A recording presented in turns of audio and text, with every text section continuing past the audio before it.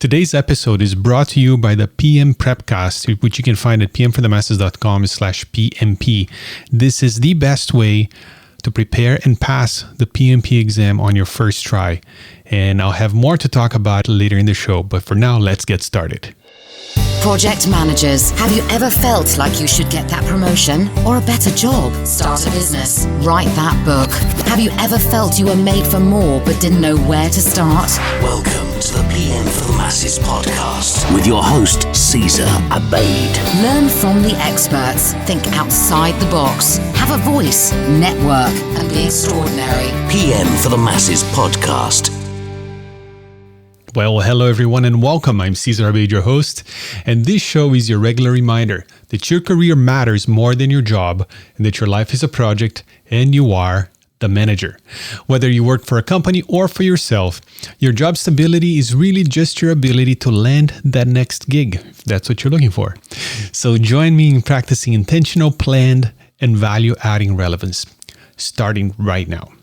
Today, my friends, I talked to Brendon Baker. And he wrote a book that I just read and loved it. It's called Valuable Change, What You Need to Know to Ensure Your Change Pays Off. So let me introduce you to Brendon Baker here.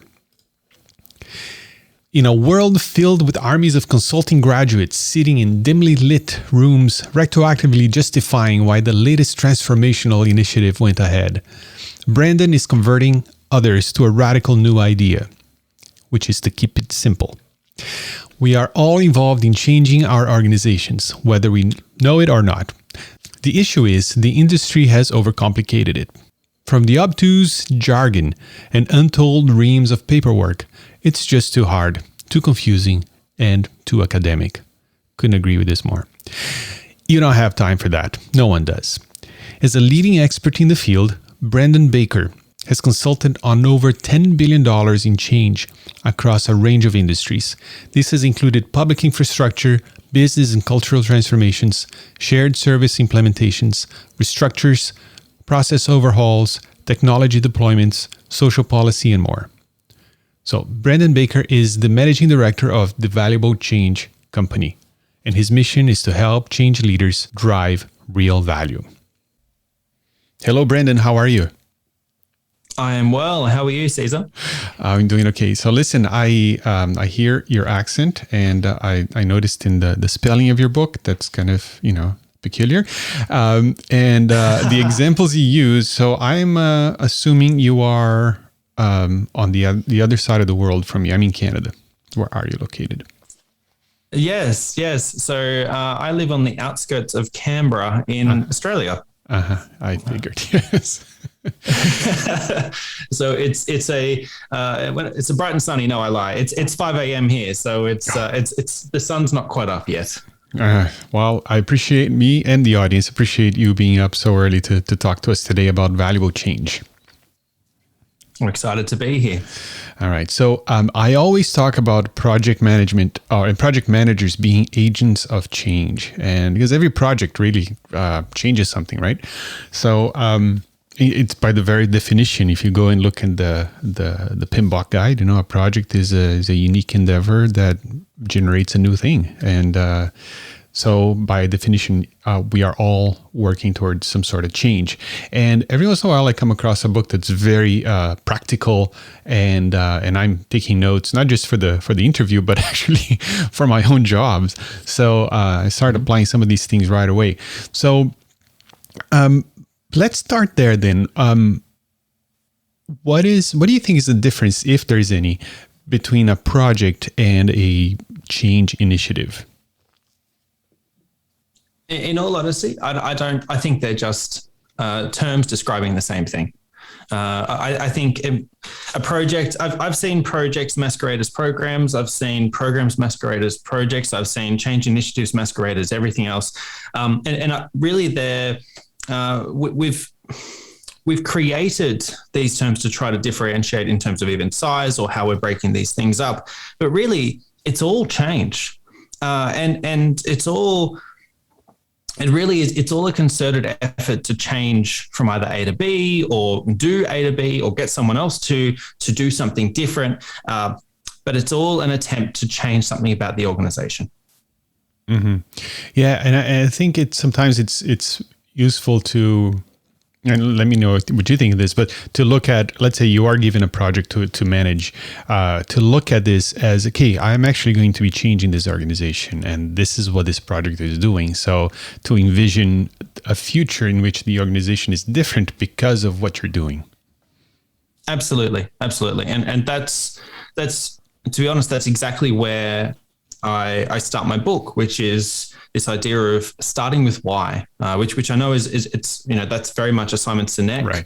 That's where he's branded it and whatnot, but it's something that through my experience is sorely missing, especially across project management. It's project managers, we're very good at delivering the what are we doing, let's get in and do it, and it's so easy to lose track or lose sight of that initial why.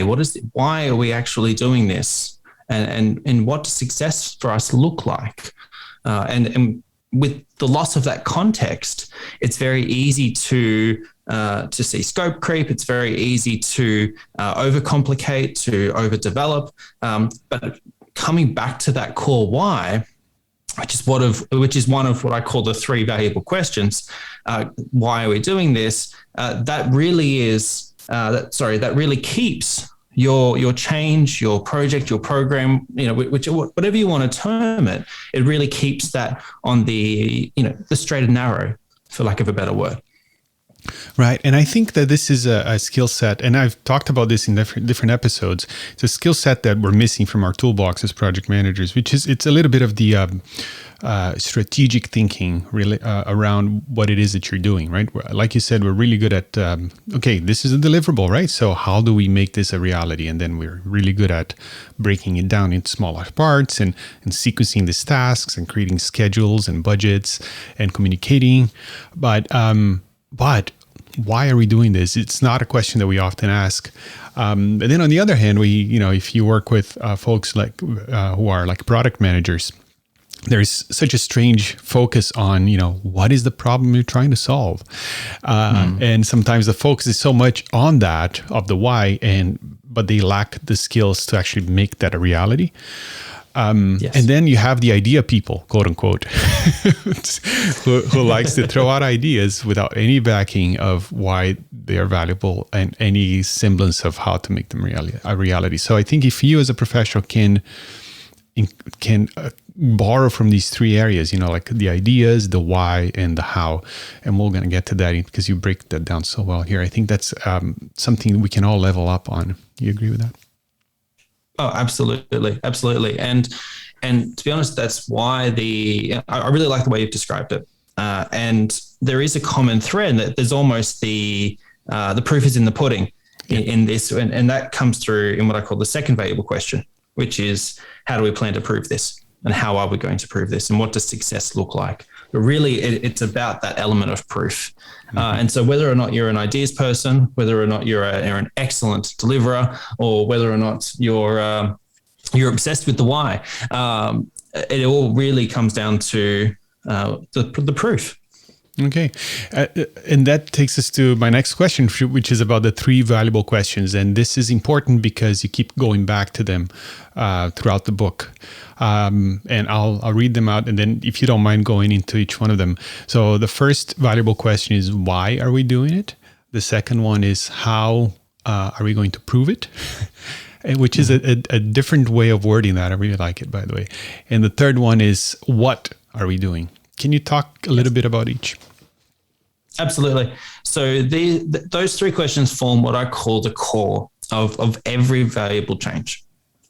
And to be honest, it's come through I guess both the scars and the successes, if I'm honest, in terms of seeing across every project, every program, every portfolio that I've either led directly myself or consulted on.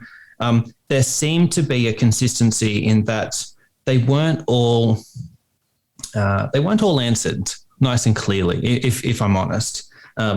In fact, an analogy I use, which I might use here as well, just to display, because I'm curious. So I think some of your listeners would relate to this. Is if you imagine a sports person, And who's your favorite sports person, Caesar? You're gonna like this one, Ayrton Senna. I love it. I quoted him in my book. I know Fantastic. you do. Yeah, I'm from Brazil. That's why. Yes. Oh, that's fantastic.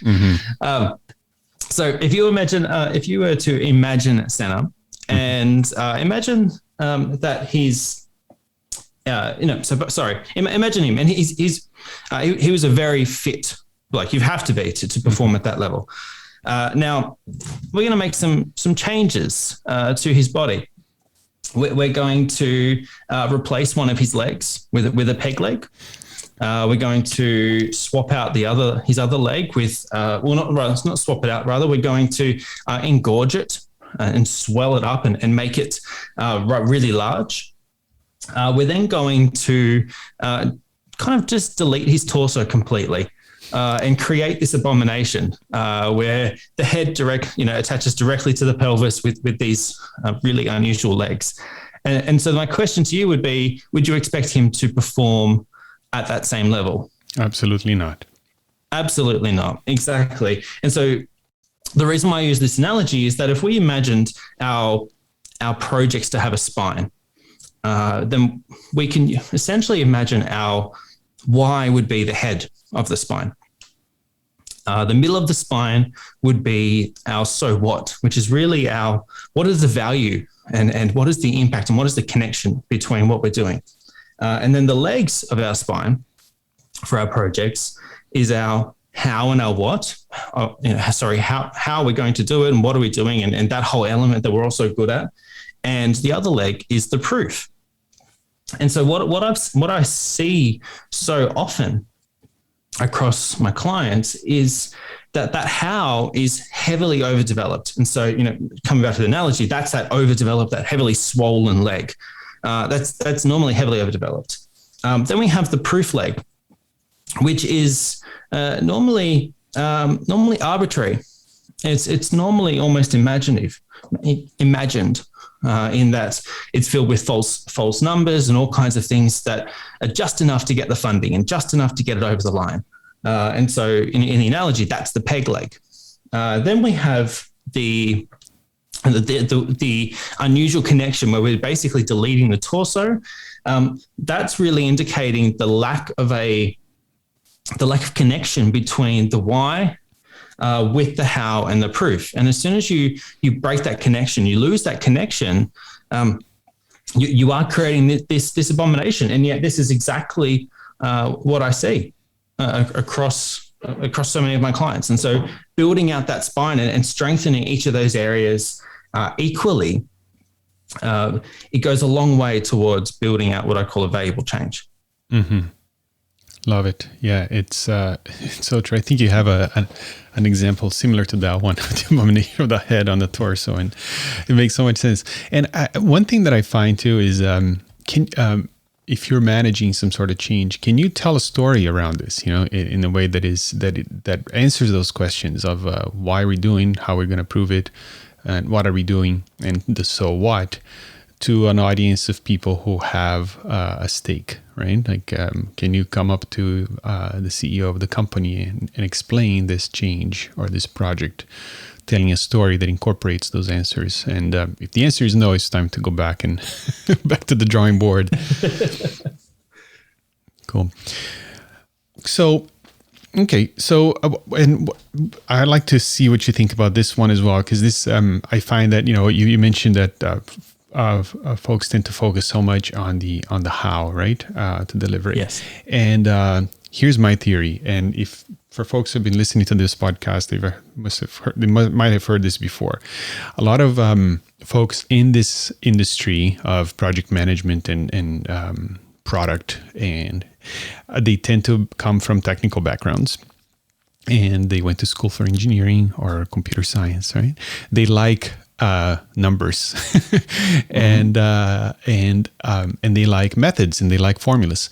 And we have over the years developed formulas and methods for project management, right, that tackle the how very effectively. Yes.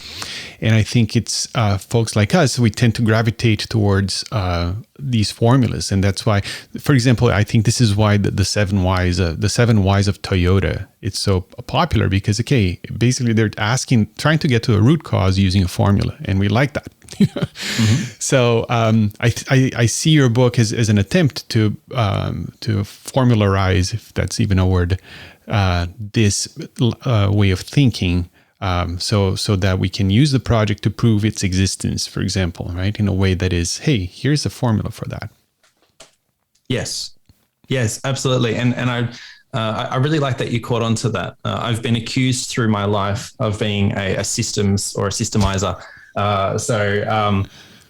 Yes, that's a very astute observation. I like that. And to be honest, you're absolutely spot on, because when we're talking about the core, when we're talking about those three valuable questions, absolutely, the attempt there is to make it simple and make it really easy to grasp. But you will have noticed through the book and what I do with my clients is those three valuable questions. They're useful up front, but they're actually useful ongoing through a project as well. Right.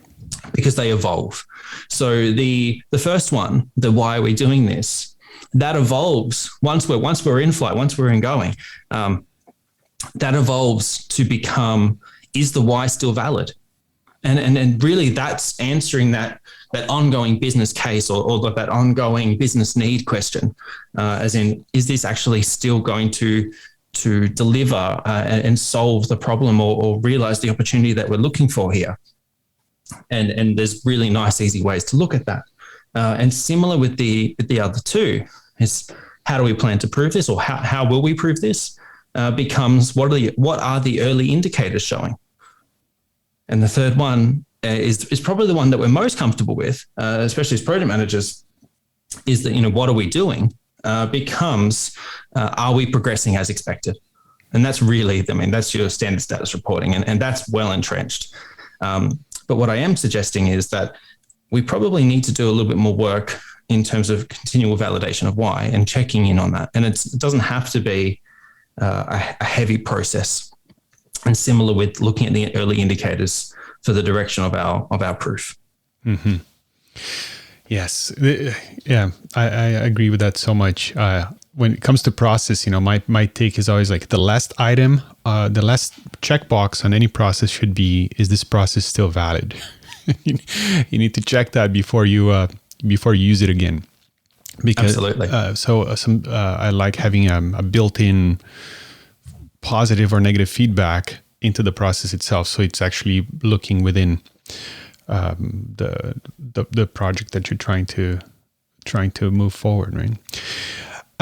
Okay, so there's a quote here you talked, of some folks might, let's say if you are listening right now, folks are listening right now, they want to, try to implement some of this and they get pushback. And the quote that you have in the book is like, we've tried formalizing this type of thing in the past and all we did was create red tape. So our teams are good at delivering. We prefer to just let them get on with it. So how do you handle that reasoning? Oh, that's a very good question. It's a really good question. So really, it's about driving towards simplicity. Mm-hmm. And that's a big element in terms of why I started the Valuable Change Co. Is to reintroduce simplicity back into the world of change. My main mission is to help change leaders drive real value, but I've found throughout my career that has come through reintroducing simplicity. And so the pushback for that style of pushback in terms of we don't want to introduce red tape, we don't want to make these extra cases we need to jump through, or any of those style of pushback, that's really coming from a basis of typically high levels of bureaucracy or high levels of complexity that have been entailed. And so what I offer throughout the book and what I help my clients do is actually deliver a simpler approach where we can actually look at it and go, well, these are the three questions that we need to answer. And they all need to connect up. We can all do it on one page. We can do it on a whiteboard. It's perhaps an hour's worth of time. That's not a lot of red tape. And what it gives you is immense clarity. And it also, if once you start connecting these three questions together, you start to very quickly see which parts of the project don't actually connect. And which helps you reduce that scope creep element and helps you reduce what I call the ego component, which is really those things that are in the project just because someone wants them there, not because they actually add value. Right. So it helps you eliminate those things because you get to that much clearer picture of the world. Right. Yes. I'm glad you mentioned the ego component. I tell this is something I believe in, and I tell people ask me, I tell them like one of the healthiest things you can do for yourself and for your career is not to get attached to specific outcomes or projects or have a pet project, because that usually does not end well, because if the project gets canceled, then your life is over, or it might be might be the wrong project to be working on at this moment. So I like that part. You dedicate a nice number of pages there towards the ego element, and that really resonated as well. Yeah, and I really like. I think you're spot on in terms of trying not to have a pet project and trying not to, basically bet your whole career on a project, because as project managers, it's quite a cool field in all honesty, and it's cool because you can essentially outmaneuver glass ceilings, and you can outmaneuver the boundaries that are put upon you, because change by its nature has a start and end date. It enables you to build in diversity and enables you to build in opportunity into your own career. And so for someone who is, geared that way, which most project managers are, given that, the fact that they're in there, it's actually quite, it's quite an exciting place to be, because you can rapidly build into bigger and stronger and more exciting projects. And you could build in, you don't have to always deliver technology. You don't have to always deliver systems. You don't have to always deliver processes. You can build that flexibility in because, as any good project manager knows, it's the process that stays the same. You could deliver X, Y, or Z or A, B, C. It doesn't matter. The process is the same. So it's a fun field to be in. Yeah. Yeah. And if you are detached, and you are free to question the existence of the project you're working on with freedom, right? Absolutely. Exactly right. It gives you that outsider's view, which is highly useful. Okay, so I want to take a minute here to talk about my favorite tool for passing and preparing you to pass the PMP exam. It's the tool that I used a few years ago, and it's the tool that continues to be my favorite and the one that I recommend to everybody. And it's called the PM Prepcast by a guy named Cornelius Fischner. Now, he's been doing this for years. I took my PMP exam in 2010, and since then, he has done an amazing job with this tool. And I want to start by talking about the price. The price here for the PM Prepcast, they have 3 tiers, but the basic level is $279, and the top level, which is the one I recommend, is $389, which is called the Prepcast Elite Plus. So let me talk a little bit about the PM Prepcast and why this is such an invaluable tool. And the price sounds too good to be true, and that's what I thought at the time, but it isn't. It is true. So first of all, the organization behind the PM Prepcast is accredited by PMI as a registered education provider. So if you're concerned about that, you shouldn't be, because they are accredited and they have been for a long time. They have helped over 60,000 students since I don't even know when they started this. So it had to be before 2010. 60,000 students have gone through the materials here of the PM Prepcast. And the way it's organized, it's like a podcast. So once you get access, you pay and get access, then you get all the materials on your device. It could be on your computer or on your phone or your tablet, and then you can watch the videos as if it was a video podcast. So I passed my PMP exam on my first try using almost exclusively the PM Prepcast. I did read the PMBOK guide, and the cool thing about this is that the Prepcast, the PM Prepcast, mimics the organization of the PMBOK guide. So, for example, Module 4 of the PM Prepcast corresponds to Chapter 4 of the PMBOK guide. So, very, very convenient to do it that way. The other thing is that Cornelius Fishner, who's the voice behind this product, he's an excellent instructor. I think he's probably the best instructor I've ever had in my life. He is great at explaining things, and he has his English is perfect, and the way he explains things is very easy, and he has graphics and drawings that he uses to convey some of the principles. Really recommend him as an instructor. The other thing that I like about the PM Prepcast is that, as you may know, for you to get your certification, you need to have 35 hours of project management training. And by taking the Prepcast, you qualify for those 35 contact hours. So when you finish the Prepcast, you get access to a certificate that proves that you have taken the 35 contact hours. The other thing is they have a 90-day money-back guarantee. And 90 days is enough time for you to figure out whether or not this is for you. And I can't imagine it not being for you. Even if you buy it and you don't like it, you can ask for your money back and then you get it back. So let me quickly go through the tiers here. So $279 for the basic Prepcast, which has all the materials. It has all the videos. You can do that and be okay. You can upgrade to the Prepcast Elite for $349. It includes basically all of the basic Prepcast. Plus, you get access to an exam simulator, and you get access to, I believe it's over 2,100 realistic PMP exam sample questions. And you can also get free help from live feedback. You have a button there you can click if you have a question. If something's not clear from the lecture, you can click there and ask a question and you get an answer, which is included, which is really cool. But the real deal is the Prepcast Elite Plus for $389. Includes everything I just mentioned. Plus, you get access to the PMP formulas, right? So it's a complete kit for learning the formulas. And on top of that, you also get access to what they call the PM Study Coach guidebooks.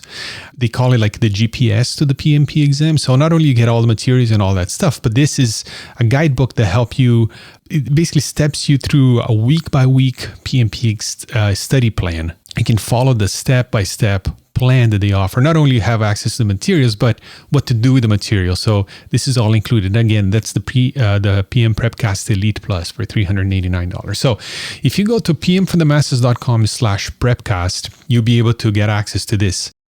Now, there is more. They have some promotions going on right now for December. You can get some discounts. So for example, you can get for the PM Prepcast Basic, you can get a discounted price of, instead of $279 for $251. And you can also get a discount for the Prepcast Elite. So instead of $349, you pay only $314. And for the PM Prepcast Elite Plus, instead of $389, you pay $370. And this is valid for the month of December. So you need a coupon code for these. So you can go to pmforthemasters.com/PMP and you'll be able to find all the discount codes for this. You can also go to the show notes for today's episode. But if you go to pmforthemasters.com/PMP, you'll be able to find a link to the Prepcast there and also the discount code that is applicable right now. That's it. Check it out. If you are planning on taking the PMP exam in 2022, don't forget to check out the Prepcast. Again, pmforthemasters.com/PMP. Now back to the show. You mentioned in the book that the burden of proof lies within the project. And can you explain that? Absolutely. Mm-hmm. Absolutely. So this is something I've seen time and time again, in that proof element. I mentioned it earlier. It's typically bolstered with a degree of imaginary numbers or whatnot at the beginning to get that funding. And then once funding is secured for a project or a change or a program or whichever term we want to use, once funding is secured, that business case or that funding document or however you want it typically gets shoved in a drawer and forgotten about. And then the project managers get on delivering and get into it and get the job done. And normally quite well, as you mentioned, there are a lot of really good ways to do it.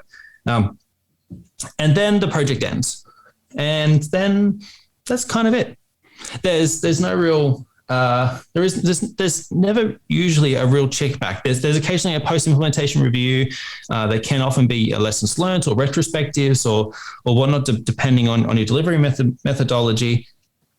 But there's never really that check back in terms of, well, did we actually achieve this? And so bringing that proof element alive and through alive, both at the beginning, but also throughout the project, goes a long way to making sure that's not the case. But the real crux of that is that that project, that funding, is to deliver a change of whatever the change may be. And so therefore, that burden of proof for the success of that change should sit with that change, should sit with that project. So a common, I guess, counter argument I have to that position is but Brendon, we won't see the benefits of the change until after the project's already closed and we've already let everyone go. And so my response to that is, I understand, but it is still the project's responsibility. So build it in, extend the project, do whatever you need to do. And we need to be thinking longer life here. We need to be thinking, that the proof is actually part of the project. When you see a project as just a what, then it is a fairly simple affair in terms of we're just delivering what we need to deliver. But when you see the project as the why, the proof, and the what, and as a cohesive whole, and all of those elements of a core, you get a much more valuable picture, and you get a much more valuable outcome for the organization. But ultimately, that means thinking about this in terms of its entire life. Yeah, this was an interesting one for me because I like to check things off and move on, right? And I think we all do, especially those listening to this part. If you're a project manager, right, you like to move on to the next task, to the next work package, to the next project, to the next job. And but sometimes these initiatives, they are meant to have an impact that's longer term, and that in theory would go beyond the official end of the project. So are you saying we should not close these projects until we see these results? It could be like a year down the line or a couple of quarters down the line. What does that look like in real life? What does that look like in real life? To be honest, it can look like a lot of different things. Look, some organizations have a preference towards closing the projects off, and some don't. And I've worked with clients both ways. But what it looks like is a degree of is taking that responsibility and ensuring that it's built in. So if that monitoring and of those benefits, if there's monitoring of that proof is done, it is to be done by another team. It's making sure that other team is completely set up to do that. It's incorporating the reports that they would have to run as part of that, and the metrics they would be judged against and whatnot as part of that project, and ensuring that's very clear. So it's not necessarily a matter of we can't close until they're realised, because I do a lot of work with government, Australian government, and some of their benefits are 6 to 8 years away. And we don't necessarily need to have a project sitting there on the books for 6 to 8 years ticking away, but we do need to be building in that degree of responsibility for the proof. And we have to build that into our projects from the very beginning, with that initial, how we're going to prove that. And then, what are the early indicators saying? And then building in that ongoing proof through and beyond the project, and incorporating that as part of our scope. Great. Just shifting gears a little bit, because I want to make sure that we leave some time to talk about this, because it's a big part of the book. The human element, right, of working with teams, and this, it was interesting to read this part, because not to toot my own horn, but I think a lot of this stuff comes maybe because of my personality type. I think I've kind of over the years developed my own way of handling, a team and working with individual contributors. And this really like resonated with me as like, I think, this is a lot like how I work with people. So in a selfish way, it was like reassuring, but I really liked the way you broke down the momentum path. I think you called it. So that goes from despair. So like when you encounter a new team member, for example, the lower end of the spectrum of their momentum would be despair, and the opposite end would be fanaticism. Can you just quickly describe these? I could read them out to you if you'd like. But the first one is despair, right? So what does that what does that mean, and how do we get out of that? Yeah, absolutely. But before I jump into that, I want to see if I can paint the picture for your listeners. So the momentum path, if you were to imagine an X and Y axis, and if you were to imagine the Y-axis is measuring hope. And when I say hope, I mean an optimism for the future, an optimism for your part in the future. And then on the X-axis, put energy. And when I say energy, I'm not talking about electricity or anything like that. I'm talking closer to the way that you would describe a 4-year-old, i.e. full of energy. And I say that because I've got a 4-year-old, and they tend to bounce off furniture and climb on things and whatnot. And obviously, we're not expecting that from our staff, but on the same hand, it's that kind of exuberance, it's that kind of energy. So there are measuring points. Now, if we were to plot out a path on that hope and energy axis, field of play, really, there are 5 stages that I've typically seen teams can dwell at. And the first, as you mentioned, Caesar, and the lowest point, which is low hope and low energy, is despair. And progressively, you move through out of despair into fearful, and then into hopeful, and then into motivated, and finally into fanatic. And so to give you a sense of both ends of the spectrum here, despair is, and we've probably all seen it, we've probably all felt either ourselves, we've been in teams, or we've been there ourselves, or we've vicariously experienced it through other people and seen their experiences. But these are people that are stuck.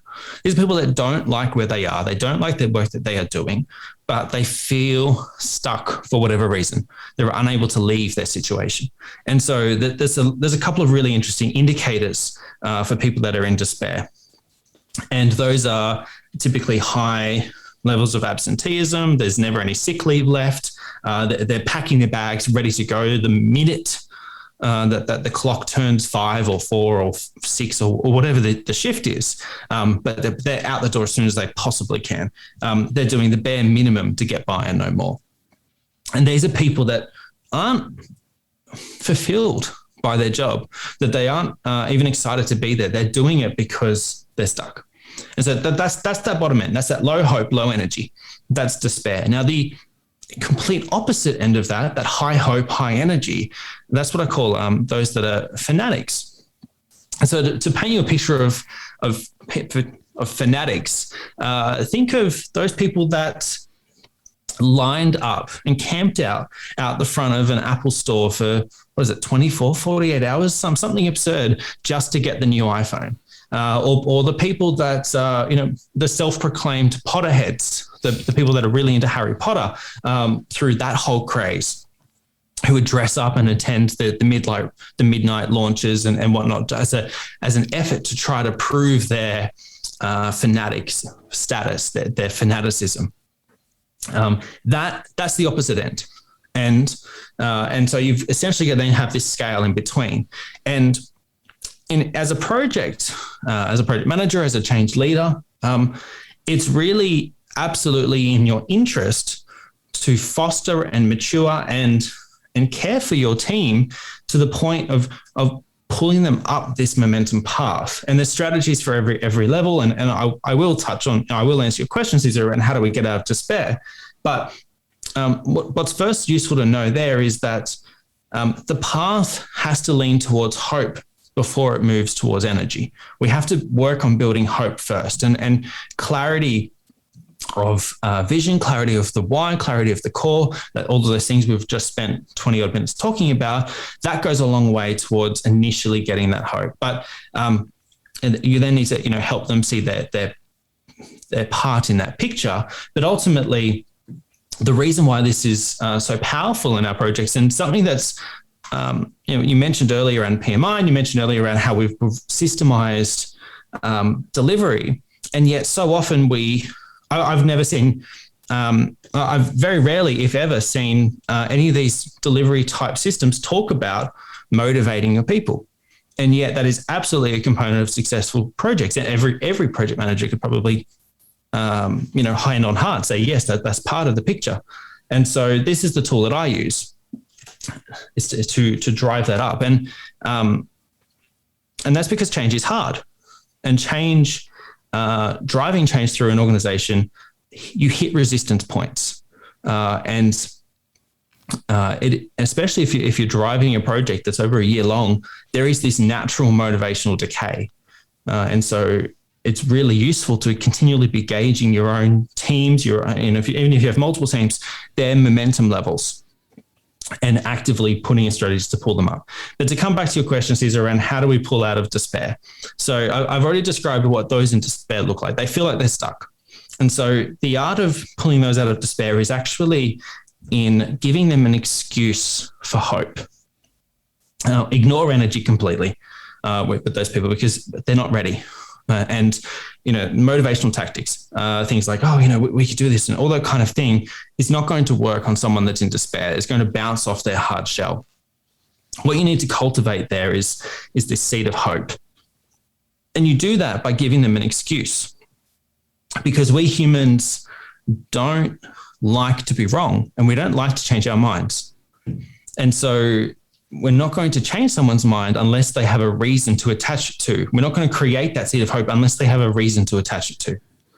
And so you need to create some kind of physical change for them, some kind of excuse. Well, maybe it's a new reporting line. Maybe it's a physical change, a new office. Maybe it's a new seat. Maybe it's whatever the change is. You have to create something quite tangible that is a notable change in their life. And you're absolutely going to be met with cynicism through the whole thing. Absolutely, you will. But it's just about fostering the seed, and then you move up, and then it's moving them into, or they will then be entering that fearful stage where all of the fears will still be masquerading as cynicism the whole time. And then it's about working through, okay, well, how do we address these fears? So that's how you pull out of despair. But that's only really the start of what is a longer journey. Right. Yeah. This is awesome. And for those listening right now, there is a bit of a recipe for moving folks from despair to fearful, and then another recipe for moving from fear to hopeful, and all the way up to fanatic status. And this is so important. I heard somebody say once that, quote, "We hire people who are self-motivated." And with the and implicitly was like, so I don't have to do anything I don't have to do anything to, they should just self-motivate. That's what we expect. It's part of the job expectations. And I'm like, how's that working for you? In theory that's right, but it's not like, you are dealing with a complex human being who's looking up to you for direction. And not only that, like when you are in a position of leadership like that, you are you represent the organization to that person, right? So over time they look at you and they see it's like you're wearing the hat, it's like the bishop with the hat, you look at them and go, it's a church, even though it's a person. Yes. So it's a big responsibility. So how can, in that sense, how can the organization in your person help these people move from where they are, right? Yes, absolutely. And it's one of those things where, you mentioned self-motivated, and you're right, a lot of people do try to look for that. And there are certain personalities that are more ambitious and more this and more that. And we all have our own unique slant to the world. But as a change leader, what you can control is you can control the environment, you can control the rituals, and therefore you can influence the culture. And that goes a long way towards driving that momentum. You can also control the levels of learning, and you can help foster in the what I call a culture of openness, which is one that is happy to succeed, happy to fail, happy to succeed, happy to fail, and happy to reflect. And one that is quite open about that. I mean, you mentioned, and I heard you say, not to toot my own horn earlier, Caesar. And to be honest, I think there's nothing wrong with that. I really like. There's a quote. Alan Weiss, $1 million consultant. He's got a ton of books, but there's one quote that he says that really resonates with me. And that is, if you don't toot your own horn, there'll be no music. Right. And that goes a long way, because no one's going to sing that praise. And even as a change leader, it's not your job to sing the praise of your team. It's to help them sing their praise and help them see their value. Yeah. So true. So true. And the other part is like, if you are invested in explaining the change, right, to your teammates, it's almost like you're a salesperson, right? You're trying to sell that idea of change to them. And it's a lot, you learn very fast that it's a lot easier to sell that idea if you yourself believe in it, right? So, which over time makes you want to be involved in those changes so you can have a say in the matter. So when it's time for you to translate that to your team, you understand it and you're behind it, right? So this is especially hard when you are a new leader, because all the decisions have already been made and you're just new, and now you have to understand them. And half of them you might not agree with, but still you need to present that in a story to your team in a way that makes sense. So they will work on it, even though you don't believe in it. But over time, because that hurts and that's uncomfortable, you're going to want to be an agent of change within the organization, so you can be behind and support these decisions, right? So it's good for you as well, not just for your team. That's what I'm trying to say. I agree. And this, you can tell me whether this is just a typical Australian thing or whether this echoes more worldwide. But there are absolutely instances, and I've certainly been there, where you are in charge of delivering something that there are components of it that you don't agree with, or decisions that you don't agree with. And you mentioned how we need to represent that story for our organization. For our teams. Now, something that it's an approach that I've always personally taken and that I found works better, and you can tell me if this is just an Australian thing though, is actually building in greater authenticity, is being honest with your teams and saying, I don't agree with this, but this is the call and we need to rally behind this. And it's okay to kind of show that authenticity with your team and to build that camaraderie with them. Yeah. Mm-hmm. I don't think that's just an Australian thing. It's, and I think you can't, unless you work for Dr. Evil, right? And every single decision is evil by nature. Even things you don't agree with, if you try to understand why those decisions were made, you can find a place where they make sense, right? And then you can provide that narrative, even when admitting, hey, I don't really see eye to eye with this, but this is the rationale here, right? And this is the end goal. And sometimes I spend too much time trying to really put on the jersey, as I say, of the organization again. So I really I need to understand this on a deeper level. So when somebody on my team is like very upset about this, I can explain, why we're doing it. So to me, like last resort is like, I don't agree, but they decided it, because that to me is like, okay, unless I have no option, then I go down that route. But sometimes I think I spend too much time trying to not get to that point. But and really, and quite often those situations are a result of not getting a strong change core up front, of not having a clear why, proof, and what. And really that value element, that value spine up front. Because if that's not clear, it builds in a lot of room for for this kind of disagreement, or I don't know why we're doing this or whatnot. But when you're able to drive that clarity up front and then continually update that clarity throughout, it does help reduce a lot of those conversations. Great.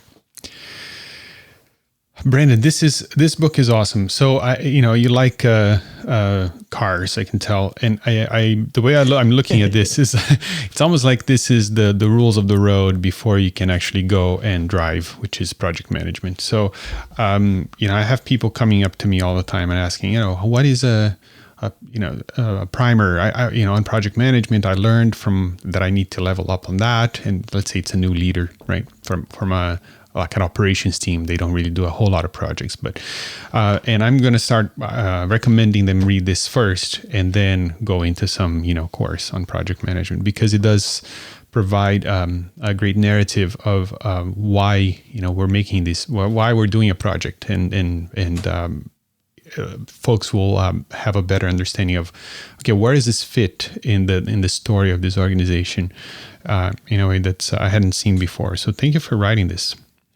No, pleasure. And to be honest, it's very much driving into something that I saw was an element of the change industry that was really being missed, and that's in particular around change leadership. So project management is there are, I don't know, hundreds of methodologies in project management. There's a system for almost anything. And as a project manager, it's very easy to get narrow, but also very deep in complexity quite quickly. And there's, 1,000,001 certifications. And it's the same in change management or stakeholder management. There's 1,000,001 certifications, and there's several recipes, to use your word, in terms of how we do that. And it's the same in benefits management. But what was really missing was a simple approach to put those pieces together. It was to connect that, and that's what I call change leadership: is to connect those elements and to be able to actually look holistically across the change. And the other element that was missing was the entire element of our own internal teams. Mm-hmm. I've seen several $100 million projects, 200, 300, that kind of size, completely collapse after a couple of years of work, because they've made two key errors. Number one, they didn't get the core clear up front. And number two, they didn't maintain momentum and they didn't foster it. And so the entire thing ended up imploding. And so this is very much, I wrote this book as an analogy, not an analogy, as really as what I've seen in terms of what works and what I work with my clients, but also as an alternative, or rather to fill a gap that I saw. That was, we need to be thinking more holistically about our change. It's so easy to get into, the PMBOK or those that, from UK or whatnot, the Prince 2, or even if using Agile or whatnot. It's so easy to get into those methodologies, but it's so easy to lose that bigger picture. And that's exactly what this book is meant to be. So I really appreciate your kind words, by the way. Thank you. And I think it's right. It's not designed to replace any of those methodologies. It's not designed to tell you how to deliver. But the book is designed to help you think more holistically and ensure the right pieces are in place to ensure that your change pays off. Absolutely agree. And in the end, I think what is going to differentiate you as a leader is understanding this, because everybody can read the PMBOK guide and memorize all those those methods and get all the certifications in the world. But I think the folks who stand out and the folks who understand how their project fit within the story of the organization, and then the biggest part of all is how to work with your team, and how to work with them so they're motivated and they're moving towards that momentum path that you describe here. And that's not often something we learn in school, but it makes a big difference. So Brendon, thank you so much. So if people want to learn more about you and your book, where should they go? So I'm at valuablechange.com. nice and simple. I'm also on LinkedIn, and I also have a weekly newsletter that I run, which also flows through onto my blog, which is the Change Leader Weekly, with a rapidly growing readership, which is very exciting. I always love that. So yeah, that's the best way to find me. But that said, my book is at all good retailers, so Amazon, Google, wherever you want to look for it. It's in both ebook format as well as paperback and hardcover. And I have the audiobook version in recording as we speak, and I'm targeting an end of year release for that, or end of 2021. Not sure when this one is going to come out, but so depending on when this comes out, that audiobook might be out as well. Okay. And I'll have links to all these at the show notes for today's episode at pmforthemasses.com/139 for episode 139. The book is Valuable Change, What You Need to Know to Ensure Your Change Pays Off by Brendon Baker. Brendon, what a pleasure. Thank you so much for sharing your wisdom and your book with me and my audience. Oh, absolute pleasure, Caesar. Thank you for having me here. Thank you for listening to the PM for the Masses podcast. Tune in next week for more great ideas on how to manage your projects better and truly stand out in your industry. PMforthemasses.com